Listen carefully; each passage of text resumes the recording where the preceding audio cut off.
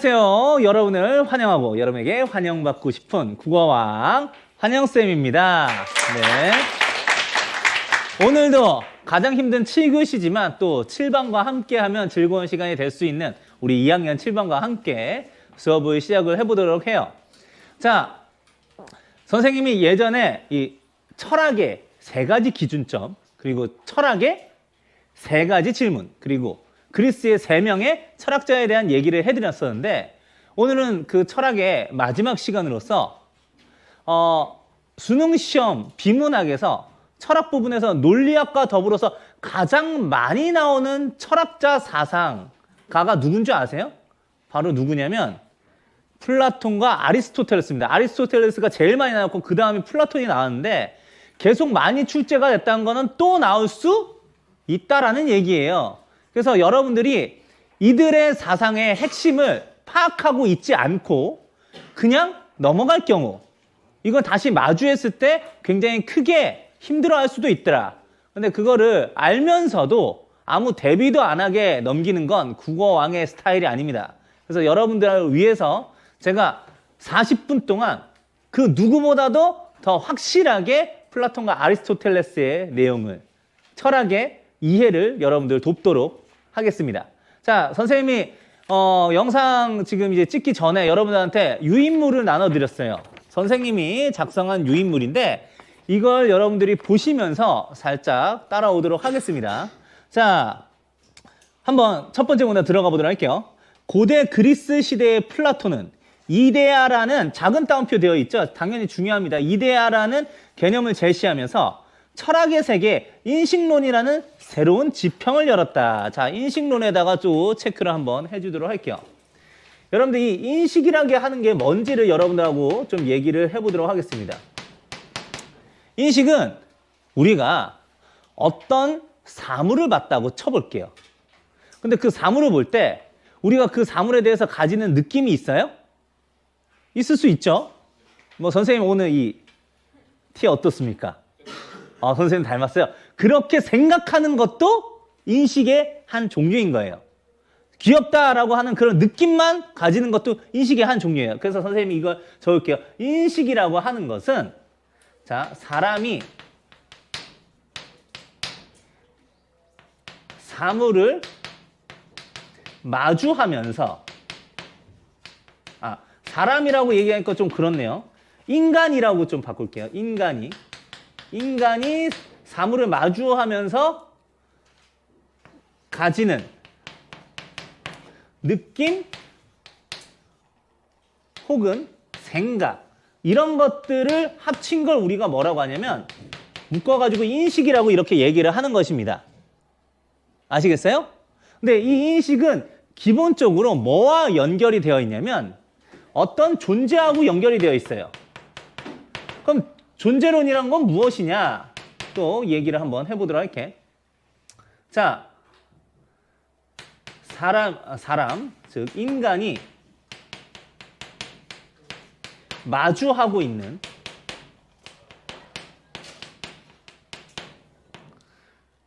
사물의 상태입니다. 즉, 이 사물의 상태를 우리가 존재라고 하는데, 이 존재에 대해서 탐구한 건 존재론이라고 얘기하고, 그 사물의 상태에 대해서 우리가 느끼는 거, 생각하는 거를 탐구한 학문을 우리가 인식론이라고 하는데, 이거를 누가 맨 처음 확실하게 이야기를 하기 시작했느냐? 지금 우리가 다루고 있는 플라톤 선생님이라는 거죠. 자, 그래서 이 플라톤은 이 인식을 몇 단계로 나누게 되냐면 총 4단계로 나누게 됩니다. 이 4단계로 나누게 되는데 그냥 얘기하면 조금 여러분들이 까다로울 수가 있으니까 선생님이 예를 들으면서 설명할게요. 선생님이 요새 최근 특히 마음에 들어하는 여자 연예인이 있어요. 원래도 마음에 들었는데 요새 특히 마음에 듭니다. 어떻게 알았어요, 우창이? 네? 감사합니다. 제가 태연 굉장히 좋아요. 불티야, 꺼지지 말고 피어나. 뭐 이런 노래도 계속 보고 그렇습니다. 그런데 자, 선생님이 태연을 직접 봤을까요? 아니면은 유튜브와 같은 그런 영상 매체를 통해서 봤을까요? 네, 영상 매체 통해서 봤어요. 태연을 직접 본 게 아니고 태연의 영상을 봤어요.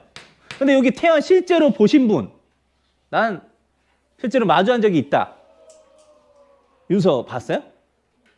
아니요? 아, 내가 손 든 건지 알고 제가 착각을 했는데. 근데 우리 반에 선생님 2학년 2반 담임인데 태연을 굉장히 좋아하는 친구가 한 명 있어요. 네, 김민경이라고 이렇게 있는데 태연의 팬사인회도 갔대요. 근데 내가 그 친구한테 물었어. 야, 태연 예쁘냐? 라고 물으니까 걔가 되게 확신을 가지고 예, 예뻐요. 이렇게 얘기를 했습니다. 자, 나도 사실 태연을 나름 접했는데 영상으로 되게 많이 접했거든요. 근데 왜 내가 민경이한테 예쁘냐고 질문했을까? 맞아, 나는 실제로 보지 않았기 때문이에요. 자, 어떤 사물의 상태를 얘기할 때 태연의 영상하고요, 태연의 실물하고 좀 다르죠? 태연의 영상은 태연 그 자체가 아니기 때문에 우리가 이걸 뭐라고 얘기하냐면 그림자라고 얘기하고요.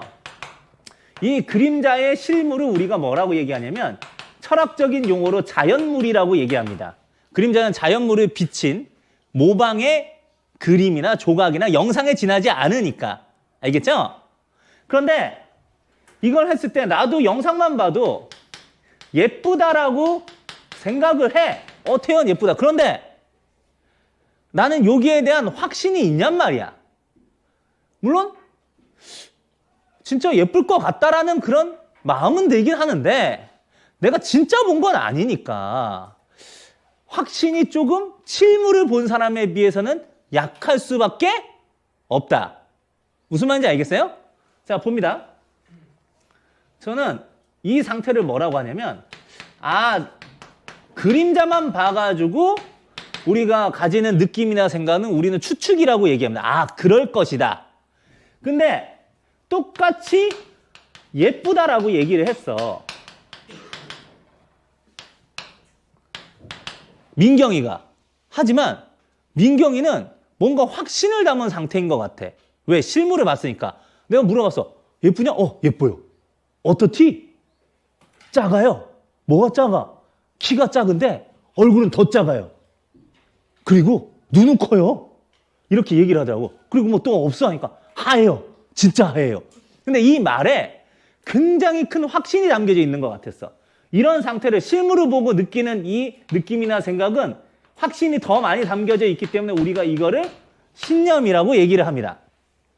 자, 그런데 우리 2학년 7반에도 아리따운 여학생들이 굉장히 많아요.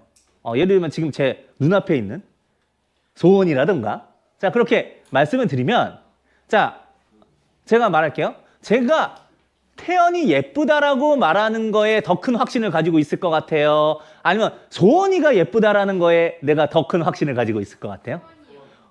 그러니까 나는 태연보다 소원이야. 태연보다 소원. 왜 그런 줄 알아요? 그 이유를 여러분들 설명해 보세요. 실물로 봤기 때문에 내가 내 의견, 내 인식에 대해서 가지는 확신이 더 크다라고 여러분들이 생각을 해주시면 될 것 같아요. 알겠죠? 그런데 문제는 한번 볼게요. 이왕 우리 소원이를 가지고 얘기했으니까 혹시 기분 나쁘신 거 아니죠? 예. 자, 계속 한번 얘기를 해볼게요. 혹시 나는 선생님은 진짜 소원이가 진짜 예쁘다고 생각을 하거든요. 근데 여기에서 우리 7반 친구들 중에서 난 소원이 그렇게 예쁘지 않던데 라고 생각하는 사람 혹시 있어요? 아무도 없네요. 그래요. 예, 그런데 자, 사람마다 예쁘다라고 하는 기준이 다를 수 있어요. 예를 들면 아까 선생님 태연을 언급을 했는데 태연은 좀 작고 귀엽고 뭐 그런 스타일이라고 한다면 예를 들면 태연하고는 좀 다르게 여자 연예인 중에서는 굉장히 늘씬한 타입이 있을 수도 있어요. 키가 크고 기럭지가 긴. 예를 들면은 난 잘 모르지만 애프터스쿨의 나나 같은 타입, 어떤 타입인지 알아요? 여러분들 잘 모르나? 근데 어쨌든 그런 차이가 있을 수가 있는 거죠. 즉 뭐냐면 이거는 의견 차원이야. 의견 차원. 의견이라고 한다는 거는 사람마다 상대적일 수 있다. 그 사람 개인의 확신은 배제하고 나서라도 어찌됐건 의견은 모두에게 공통적으로 적용되는 건 아니라 이거예요. 사람마다 다 다를 수 있고 상대적이란 거야. 자, 그럼 그냥 이렇게 상대적으로 느끼는 이유에 대해서 플라톤이 얘기를 하게 됐는데, 플라톤은 지금 이 의견 차원에서 머물 수밖에 없는 이 세상을 뭐라고 얘기했냐면 가시계라고 얘기했어요. 가시계. 이 시자가 볼 시자예요. 우리가 시각이 오감에 속하는 감각이잖아요. 오감이 뭐가 있죠? 촉각, 후각, 미각, 청각, 뭐 시각 이렇게 있는데, 우리가 보통 우리의 감각 중에서 가장 확연하게 깨닫는 게 바로 이 시자이기 때문에 이 시는 볼 수 있는 세계이고 감각적으로 느낄 수 있는 세계를 상징하는 거예요. 근데 저번 시간에 선생님이 뭘 얘기를 했냐면 동굴의 비유를 얘기를 했잖아요. 우리 인간은 동굴에 갇혀 있어. 이 현실이 동굴일 수도 있고 우리 그 육체가 동굴일 수도 있는데 거기에 비친 그림자가 진짜인 것처럼 믿지만 그건 진짜가 아니고 뭐다? 가짜다라는 얘기를 여러분한테 드렸어요. 그럼 왜 가짜가 되느냐? 우리 인간 육체는 감각으로 세상을 인지할 수밖에 없는데 이 감각이 사람마다 개인차가 있고 불확실하기 때문에 절대적인 게 될 수 있다 없다? 없다. 그래서 그걸로 인지를 하고 그걸로 경험을 쌓아서 파악한 세계와 지식은 진짜가 아니고 가짜일 수밖에 없다라는 얘기를 하는 거예요. 그래서 이 시계의 특징은 감각으로 느끼는 세상이자 이 감각으로 느끼는 세상은 바로 뭐다? 가짜 세상이라는 얘기를 하게 됩니다. 이 가짜 세상이라고 얘기하는 이유는 바로 뭐냐면 조금 이따가 얘기하지만 얘네들이 다 변화하기 때문이에요. 이거 조금 이따가 선생님이 얘기를 이어가도록 하겠습니다. 그러면은 이것보다 더 고차원적인 게 있느냐? 얘가 1단계야. 얘가 2단계. 근데 3단계도 있고 4단계가 더 있는데 그거 하려면 또 여기에서 어떤 대상을 가지고 얘기를 하는지를 얘기를 해야 돼요. 아, 쟤 예쁘다, 쟤 아름답다라고 얘기를 하려면 아름다움이 무엇인지를 알고 있어야 돼. 그 아름다움이 무엇인지 알고 있다라고 하는 거는 우리가 딱 눈으로 보이는 형태로 탁 제시할 수 있는 것이 아니고 우리 머릿속에 맴돌고 있는 바로 뭐냐면 개념이란 겁니다. 개념. 이거는 눈으로 보이는 건 아니야. 하지만 눈으로 안 보여도 우리가 알고 있는 거지. 근데 이거를 잘 정리를 하다 보면 나중에 올라가서 어떻게 되냐? 절대적으로 아름다움은 무엇인가? 절대적인 아름다움, 즉 절대미에 대해서도 얘기를 할 수 있는데 이 개념 위의 개념, 개념의 개념으로서 가장 최상위에 있는 개념을 그때 어떤 용어로 얘기를 하냐면 형상이라는 용어로 얘기를 합니다. 이렇게 얘기를 해요. 그리고 여기에서 다루는 세상을 뭐라고 하냐면 가지개라고 얘기하면서 이 지자가 알 지자인데 보지 않고도 알 수 있다는 얘기예요. 우리가 머리로 당연히 형태로 그릴 수는 없어도 알 수 있는 것들. 그리고 이 형상이라고 하는 걸 다른 말로 우리가 뭐라고 하냐면 이데아라고 얘기를 한 거죠. 그래서 내가 아름다움인지 무엇인가를 깨달은 거를 우리가 뭐라고 하냐면 오성이라고 하고 이게 인식의 3번째 단계. 그리고 내가 마침내 이데아를 알게 된 단계를 알 지자를 써가지고 지성이라고 얘기합니다. 이 지자는 아까도 얘기했지만 알 지자고 오는 깨달을 오자네요. 그리고 이걸 통해서 얘기하는 것들은 어떤 것이다? 지식이다. 의견하고 지식은 어떤 차이가 있는 것 같아요? 의견은 상대적이고 바뀔 수 있는 거예요. 하지만 얘는 바뀔 수 없는 절대적인 거라고 얘기를 합니다. 이것이 바로 플라톤이 얘기를 한 건데 이 플라톤이 얘기한 세상은 결국에는 2개의 세상으로 나뉘어져 있는 세상이에요. 볼 수 있는 것과 볼 수는 없어도 알 수 있는 것. 그런데 여러분한테 말씀드리면 이걸 다루는 학문을 우리가 뭐라고 하냐면 자연학이라고 합니다. 이 세상의 실체를 가지고 있고 변하는 것들을 다루고 있는 학문을 자연학이라고 하는데 오늘날로 얘기하면은 이 물건들의 법칙에 대해서 얘기하는 물건들의 이치에서 얘기하는 물리학, 즉 피직스를 의미하는 거라고 할 수가 있는 거죠. 그런데 이 위에 우리가 만지고 감각적으로 느끼지 않고 우리가 생각 쪽에서 파악할 수밖에 없는 그 고차원적인 학문을 우리가 뭐라고 얘기하냐면 형이상학이라고 얘기하는데, 이 형이상학이라는 말은 영어로 얘기하면 메타피직스야. 여러분도 혹시 마블 좋아해요?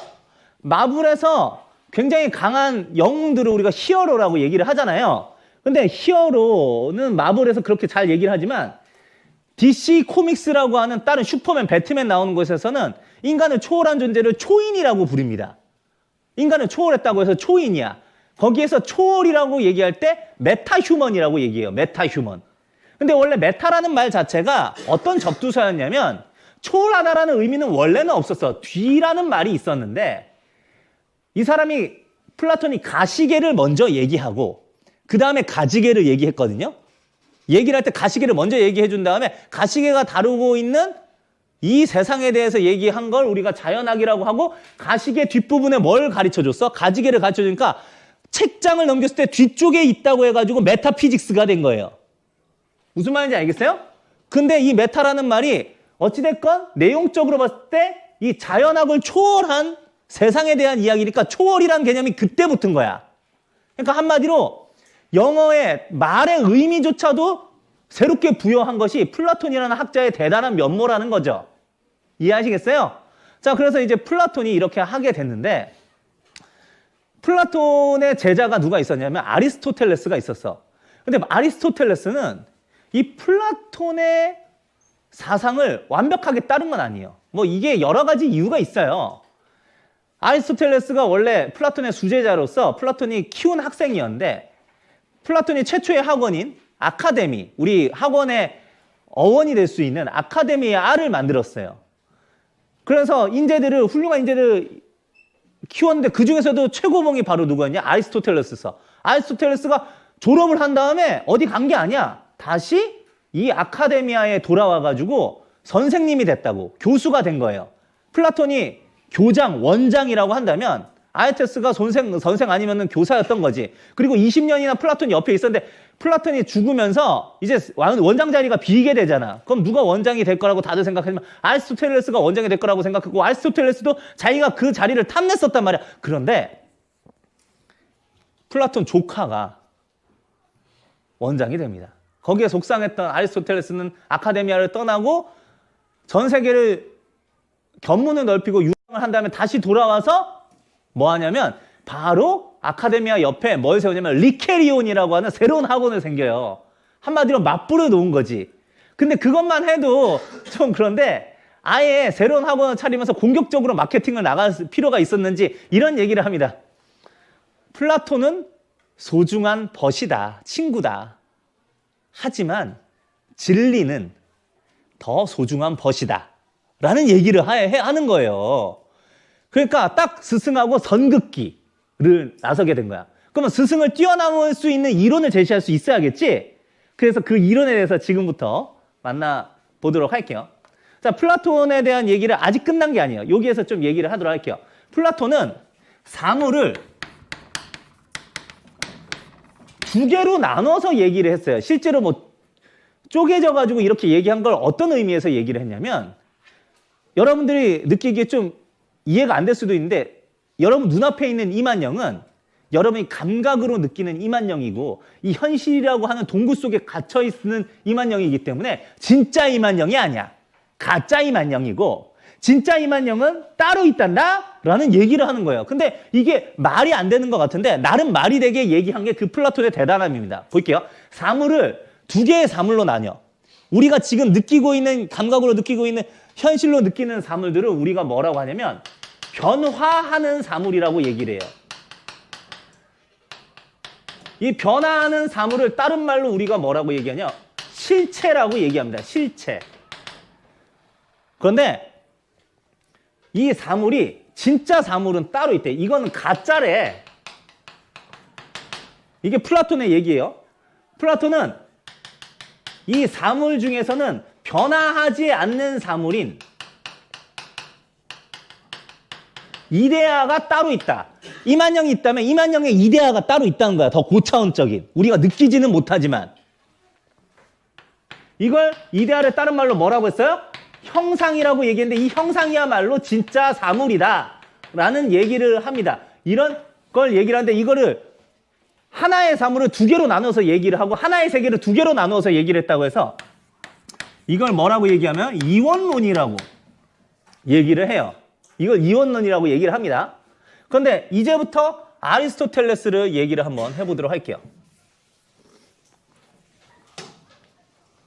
자, 같이 계속 이어가서 보도록 하겠습니다. 자, 지금부터 여러분들 잘 들어요. 놓치면 안 돼요. 아리스토텔레스의 전제 조건이 있어요. 일단 스승을 먼저 까는 것부터 합니다.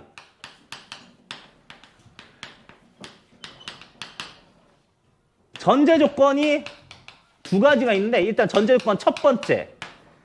자, 모든 사물은 변한다라고 주장해요. 자, 근데 지금 플라톤의 얘기를 보면 변하지 않는 사물이 있어요, 없어요? 있어요. 형상으로 따로 존재한다고 했는데 일단 모든 사물은 변한다라고 얘기했어. 근데 이것부터가 바로 스승을 깐 거예요. 왜냐하면 모든 사물은 변한다라는 말은 이꼴 어떤 뜻이지? 변하지 않는 사물은 있다, 없다? 네, 변화하지 않는 사물은 없다. 즉 있다라고 얘기한 스승의 말을 정면으로 부정하게 된 거죠. 그리고 자, 이 말은 즉슨 스승의 말로 얘기할 때 변화하는 사물은 뭐라고 스승의 말로 얘기했어? 즉 모든 사물은 실체를 가진다. 실체다. 실제 감각으로 느낄 수 있는 실체다. 즉 한마디로 스승의 말을 다 뭉개지는 얘기를 한 거야. 스승은 근데 왜 이걸 진짜라고 봤는지를 한번 좀 얘기를 해볼게. 여러분들 진짜 무언가 완벽한 거라고 하면 변해야 돼요? 변하지 않아야 돼요? 완벽하면 변해야 될까요? 완벽한데 그거 자체로 완벽한데 왜 변해야 돼요? 그러니까 완벽한 것은 있으면 그 완벽한 것은 형상이다. 변화하지 않는 사물만이 완벽할 수가 있고 변하는 사물은 완벽하지 않으므로 가짜일 수밖에 없다라는 얘기가 나름 타당하게도 느껴질 수가 있는 거예요. 플라톤의 얘기가.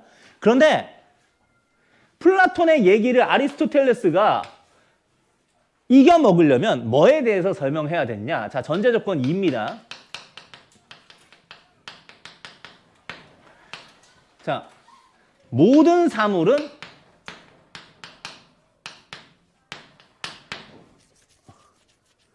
자,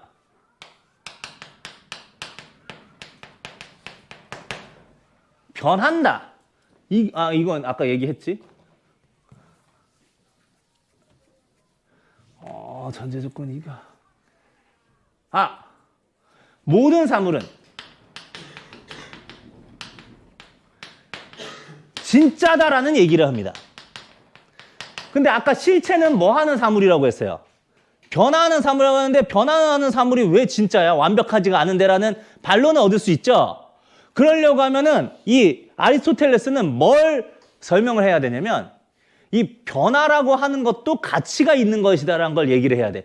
변화도 완벽을 향해서 나아갈 수 있다라고 하는 변화의 의미를 밝혔어야 됐어요.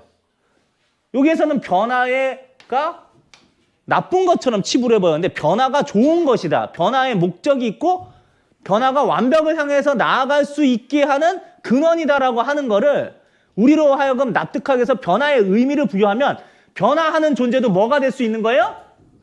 진짜의 존재가 될 수 있다라고 생각을 한 거죠. 그래서 그걸 설명하기 위해서 어떤 얘기를 하냐면 아까 자, 플라톤은 사물이 변화하지 않는 사물인 형상과 실체가 따로 별개의 존재로서 구분되어 있다라고 얘기를 했는데 아리스토텔레스는 다른 얘기를 합니다. 자, 이제부터 잠깐 보도록 할게요. 아리스토텔레스의 사물입니다. 이건 플라톤, 이거는 우리가 아리스입니다. 아리수가 아니고, 네. 자, 같이 볼게요. 사물은 형상과 진료로 이루어져 있다라는 새로운 공식을 제공을 합니다. 형상과 진료로 이루어져 있다. 아까는 사물은 형상하고 실체를 가지는 사물은 형상하고 구별되어 있죠. 근데 아까 모든 사물은 뭐라고 했지? 실체라고 했으니까 실체랑 형상은 뗄 수가 있다 없다? 뗄 수가 없다라고 얘기한 거예요. 실체를 이루는 하나의 부분이니까 이렇게 얘기합니다. 이 형상은 아까 이데아를 얘기하는 플라톤의 형상과 다르게 오늘날 우리가 쓰는 형상은 아리스토텔레스에서 개념이 나왔어요. 이 형상은 사물의 모습을 뜻합니다. 아, 제 형상이 참 이쁘다라고 얘기하잖아요. 이게 오늘날 쓰는 사물의 모습은 아리스토텔레스가 얘기해 준 거예요. 얘와 얘의 형상의 뜻은 다릅니다. 근데 이 진료라는 말은 여러분들이 생소할 수도 있는데 이거는 사물의 재료를 나타내요. 얘는 사물의 재료를 나타내는데 여러분한테 물어볼게. 지금 제 몸에서 저의 형상, 저의 모습만 딱 떼어낼 수 있어요, 여러분들? 가능합니까?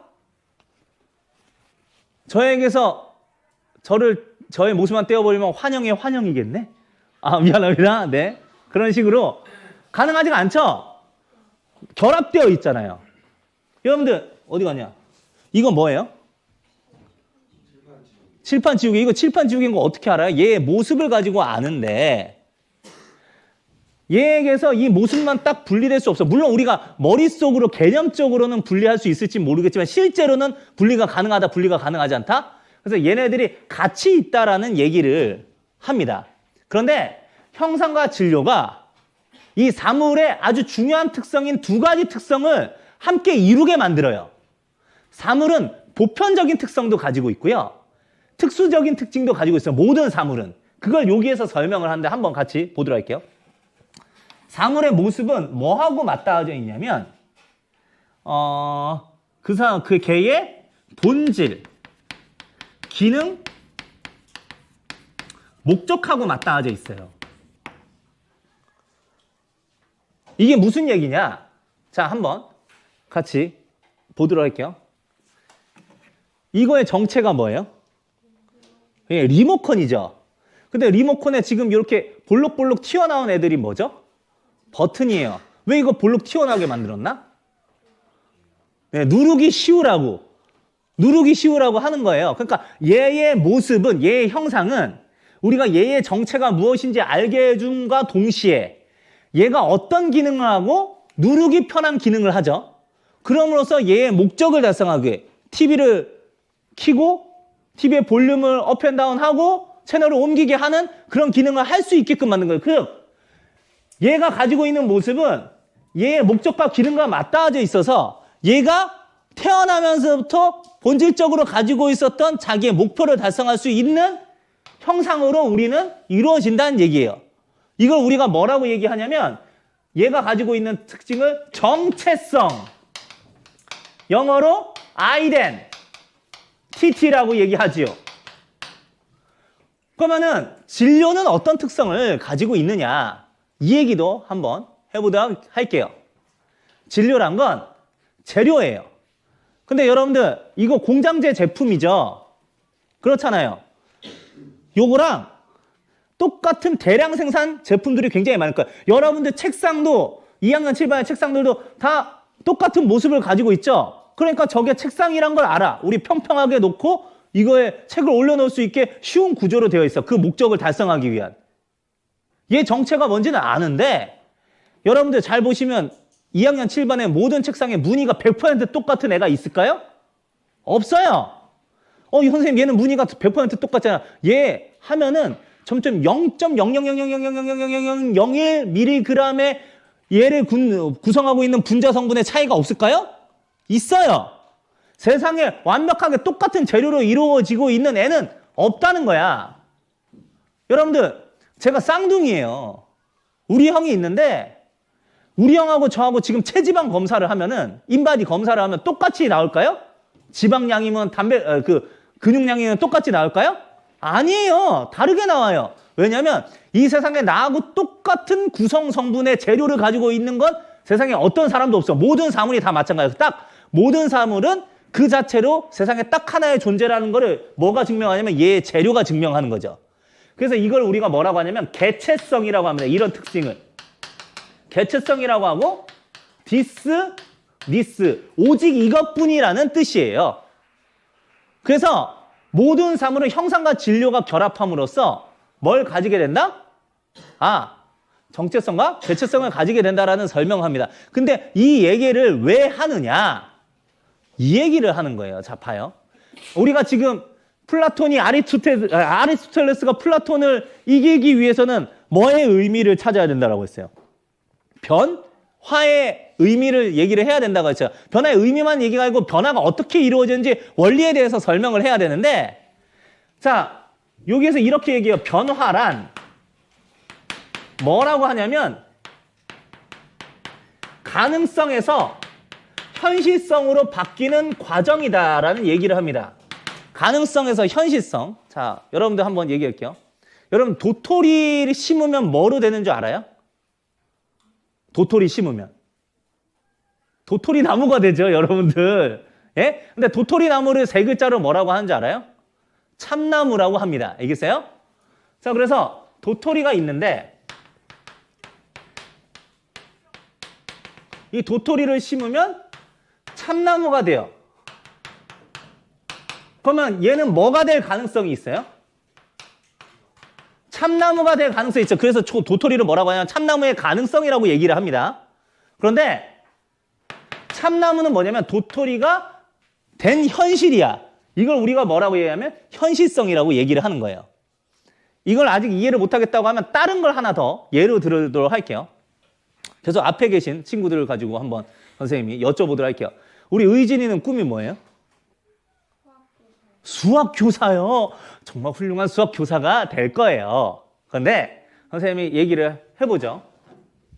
도토리 대신 참나무 대신 의진이를 얘기를 해볼게.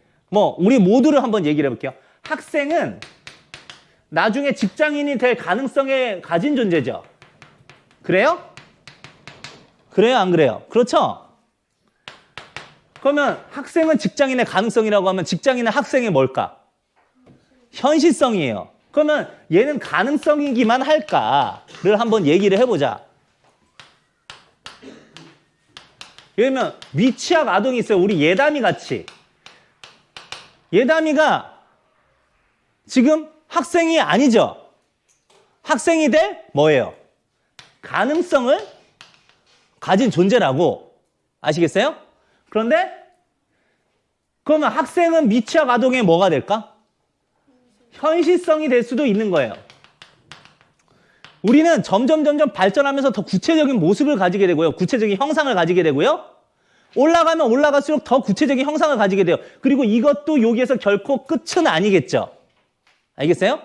여러분들 수학교사인데 예를 들면은 수학만 잘 가르치는 교사면은 수학교사의 온전한 모습일까요? 아니면은 우리 의진이는 학생들하고도 친하고 학생의 발전을 도모해 줄 수 있고 학생의 동기부여를 불러일으켜 줄 수 있는 교사하고 수학만 잘 가르치는 교사하고 어떤 교사가 되고 싶어요?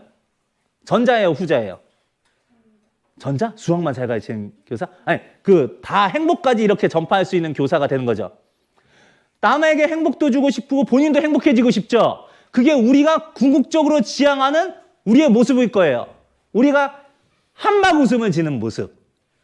그렇죠? 알겠죠? 그런데 자, 행복한 모습이라고 해보자. 이게 가장 구체적인 모습일까? 직장인에서 행복한 직장인으로 바뀌는 거야. 이해하시겠어요? 자, 그러면 여러분들을 딱 보시면 이렇게 한번 얘기를 해볼게요. 사람의 몸이 있는데 몸을 나누면 또 단백질, 지방, 물 이렇게 되겠죠? 근데 물을 또 나누면 산소, 수소 이렇게 더 나눠질 거예요. 쭉쭉쭉쭉 나눠지면 더 이상 쪼개지지 않는 걸 우리가 보통 개념적으로는 원자라고 얘기하죠. 이걸 우리가 뭐라고 하냐면 제1의 진료라고 해요. 더 이상 쪼개지지 않고 가만히 있는 애.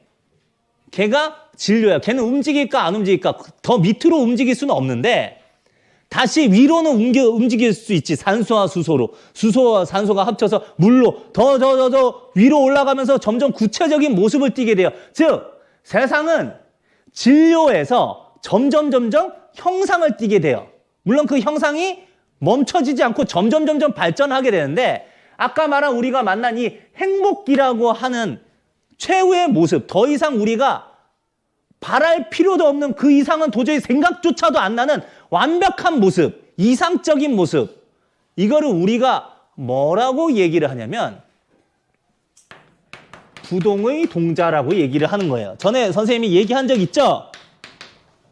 얘기했었죠. unmoved mover. 그때는 목표와 관련해서 얘기를 했는데 지금 이 부동의 동자는 뭐라고 하냐면 형상의 형상이야. 형상의 형상. 더 이상 아까 제1의 진료가 더 쪼개질 수 없는 진료라고 한다면 형상의 형상은 형상의 제일 위에 있는 형상으로서 가장 이상적인 형상으로서 우리의 최종적인 목표가 되는 형상이에요. 근데 얘는 더 이상 올라갈 수 있는 형상이 없으니까 움직여요? 안 움직여요? 얘는 안 움직이지. 얘는 안 움직이지만 우리에게 지향점이 되고 목표가 돼서 우리로 하여금 움직이게 만드는 거야. 그래서 이걸 우리가 뭐라고 한다? 부동의 동자라고 얘기를 하고 다른 말로 완전태. 영어로 엔틸리케라고 얘기합니다. 완전한 상태라고 얘기를 해서. 즉, 여러분들 지금 우리가 변화의 과정을 같이 봤어요. 근데 이 변화의 과정에서 우리는 쓸데없는 것을 향해 나아가고 있습니까? 완전을 향해서 나아가고 있습니까? 우리가 여러분들 태어난 거에는 의미가 있죠? 목적이 있는 거예요.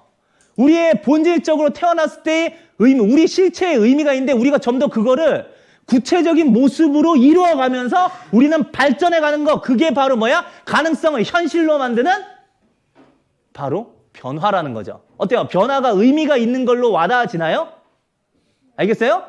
변화하지 않는 것은 완전한 거고 변화한 것은 가짜고 쓸데없다. 이렇게 얘기한 플라톤의 말을 정면으로 반박할 수 있도록 변화의 의미를 부여한 바로 누구? 아리스토텔레스의 철학이었단 말이에요. 선생님이 마지막으로 이 변화의 4가지 요소를 가르쳐드리고 오늘 마치도록 할 거예요. 자, 4가지 요소가 뭔지 여러분들하고 좀 얘기를 해보도록 하겠습니다. 자, 요거는 좀 지우고 여기에다가 그냥 적도록 할게요. 변화의 4가지 요소. 자, 종이 띵동 해도 많이 오버되지는 않을 테니까 끝까지 봐주시길 바래요. 자, 일단 목적인이 있어요. 여기에 인자는 사람인이 아니고 요인할 때 인자입니다. 그리고 자, 동력인이 있고요. 형상인이 있고 진료인이 있어요. 근데 사실 지금 여러분들이 만났던 것 중에서 이 단어는 굉장히 잘 만났어요. 이거는 바로 뭐냐면 사물의 말 그대로 제목만 기억해도 돼. 목적입니다. 용어의 제목만 기억해도 돼요. 이거는 바로 뭐예요? 사물의 형상. 사물의 형상이 뭐라고 했어? 형상은 모습이라고 했으니까 이렇게 얘기하고 진료인은 사물의 재료예요. 그런데 이 동력인은 이 사물이 목적을 이루기 위해, 달성하기 위해 하는 실질적 행위입니다. 자, 이렇게 얘기하면 여러분이 모를 수 있을까? 선생님이 예를 하나 들어주도록 할게요. 자, 소크라테스 시절에는 어떤 일이 있었냐면 페리클레스 시대라고 해가지고 페르시아도 물리치고 굉장히 아테네가 으쌰으쌰 해가지고 자기네들을 자랑스러워했던 시대였는데 플라톤 시대 때는 스파르타하고 지중해 주도권을 싸우다가 져가지고 굉장히 사람들이 실망을 했던 시기예요. 근데 아리스토텔레스 때는 아예 마케도니아에 필리포스 2세한테 알렉산더 대왕이 아예 전 지중해를 다 쓸고 다녀가지고 아예 찌그러져가지고 살았어야 됐어, 아테네가. 근데 아테네가라는 도시가 믿고 있는 여신이 누군지 알아요? 모시고 있는 여신이? 아테나 여신이에요. 근데 아테나 여신이 지혜의 여신이기도 하지만 또 어떤 여신이기도 하냐면 전쟁의 여신이야. 근데 아테나 여신 모신 델포이 신전이나 파르테논 시전에서 조각상이 불타오른 걸 보고 굉장히 한탄스러운 거. 왜 우리는 전쟁의 여신을 모시고 있는 신인데도 전쟁에서 맨날 지나? 이게 납득이 안 되는 거야, 납득이. 그래서 우리가 생각할 때 우리가 여신을 모시는 마음이 부족했다. 그래서 우리가 여신을 다시 모시고 예배를 잘 드리기 위해서 신전에 아테나 여신의 조각상을 세우고 예배를 충실하게 드리자. 그걸 보면서 라는 얘기를 하는 거예요. 그런데 또 불타버리면 안 되니까 불이 잘 안 타는 대리석으로 만들자라고 얘기를 한 거야. 자, 그럼 여기에서 하는 행동에서 한번 보도록 하자. 목적인이 뭐예요? 일단 우리가 예배를 드리기 위한 대상을 구현하기 위한 거죠. 예배 드리는 대상을 구현하기 위한 거야. 그런데 형상이는 뭐예요? 누구의 모습을 하려고 했어요? 아테나 여신이지. 그런데 진료인은 뭐예요? 대리석을 했지, 대리석으로. 그러면 동력인은 뭐니?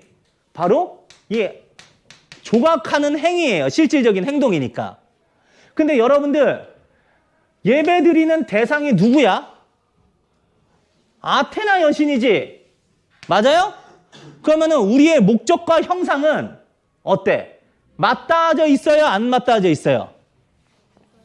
여러분들 봐봐요. 우리 형상이 사물의 본질 기능 목적과 관련되어 있다라고 선생님이 얘기를 했죠.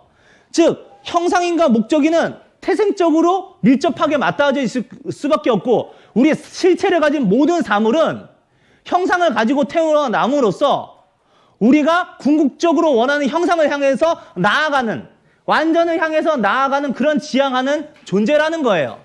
자, 여러분들 선생님이 이것만 여쭤보고 오늘 수업을 마치도록 할게요. 철학의 3가지 질문이 뭐라고 했어요? 나는 누구인가? 나는 어디에서 왔고 나는 어디로 가는가? 근데 여러분들은 태어나는 그 순간부터 우리가 완전을 향해 나아가야 될 근원적인 존재로서 형상을 가지고 태어났고 그걸 여러분이 가지고 있는 가능성과 잠재력을 이 보편성과 특수성이 함께 어우러진 존재로서 더 구체적이고 멋진 모습을 향해 나아가는 발전적인 존재라는 거죠. 그게 아리스토텔레스의 철학인 거예요. 그러니까 여러분들은 어떻게 해야 된다? 모두가 태어날 때부터 더 발전하고 멋있는 변화를 향해 나아가는 존재라고 하는 거를 이 아리스토텔레스의 철학이 가르쳐주고 있는 것입니다. 그래서 여러분들이 너무 어렵고 우리에게 관심이 없고 우리하고 상관없는 얘기라고 생각했던 철학이 사실은 우리 모두가 가지고 있는 질문에 대한 답을 같이 찾아가는 과정이었다는 걸 여러분한테 꼭 말씀드리고 싶어서 지금까지 이 철학 강의를 하게 된 거예요. 다음 시간에는 오늘 배운 내용을 이 지문을 통해서 상세하게 다시 한번 복습을 하는 시간을 가지도록 하겠습니다. 여러분들 우리 7반 마지막까지 잘 들어줘서 너무 감사합니다. 지금까지 여러분을 환영하고 여러분에게 환영받고 싶은 국어왕 환영쌤이었습니다. 감사해요.